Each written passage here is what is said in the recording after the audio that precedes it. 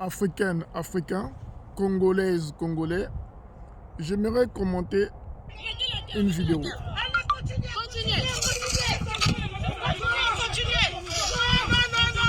Au nom de Jésus. Au nom de Jésus, sans effet. Sans effet. Au nom de Jésus. Sans effet, au nom de Jésus.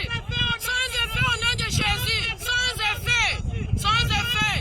Au nom de Jésus, lui priez. Lui priez, il prenait les chapelets. On va rien mettre dans les trous. Au nom de Jésus. Au nom de Jésus, rien ne va rentrer. Au nom de Jésus. Au nom de Jésus. Continuez de mettre la terre. Continuez de mettre la terre. Au nom de Jésus. Au nom de Jésus. Au nom de...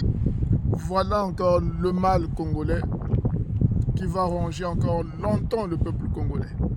Des croyances inutiles, l'inculture partout. Vous voyez, ces gens-là, ils sont en France, dans un pays civilisé. Ils sont ici depuis des années, mais ces gens-là sont toujours dans l'objectif de croire à la sorcellerie et au mystique. Quand quelqu'un meurt chez eux, c'est qu'on l'a bouffé, c'est que c'est le mauvais sort, rien de rationnel.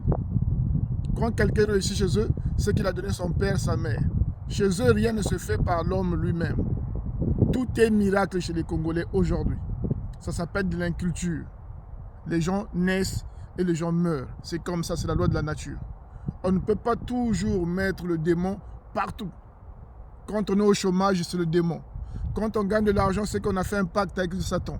Ce n'est pas normal pour une population qui émigre et qui est incapable de s'intégrer. C'est un manque d'intégration. Quand on voyage, c'est pour apprendre, c'est pour découvrir les choses. Et c'est pour aussi se remettre en question. Ces gens-là habitent en France. Vous imaginez? Ils sont restés identiques à ceux qui sont restés au Congo. Même mentalité. Et pourtant, ils habitent dans un pays civilisé où il y a tout. Là, je suis dans un cimetière de la Première Guerre mondiale. Un cimetière où on a enterré des jeunes soldats canadiens. Là-bas, c'est des Marocains. Un peu partout qui sont venus combattre pour la liberté de ce pays-là en 1918. La Première Guerre mondiale a pris fin en 1918. Ça a commencé en 1914 et ça a pris fin en 1918. Et ces gens-là ont combattu pour la liberté. Pas pour le mysticisme, pour la vérité. Ces gens-là sont venus ici combattre. C'est des jeunes gens, 20 ans, 19 ans pour certains. Et nous, on est toujours incapables de raisonner, de mettre le rationnel sur ce qui est normal. Les gens naissent et les gens meurent. Même moi, demain, je peux mourir. C'est comme ça, c'est la vie. Je peux être malade là où je suis là. Qu'est-ce que vous en savez? Vous ne devez pas toujours lier le nom de Jésus à tout et n'importe quoi. Nous sommes dans un pays qui nous a ramené Jésus chez nous au Congo-Brazzaville. Dans ce pays-là, on ne crie pas Jésus à tout bout de champ. Voilà le mal congolais aujourd'hui. Voilà pourquoi le Congo aujourd'hui n'est pas un pays développé, parce qu'il y a beaucoup de croyances. Il y a une sous-culture qui insiste de rester au sommet de l'État et dans notre comportement.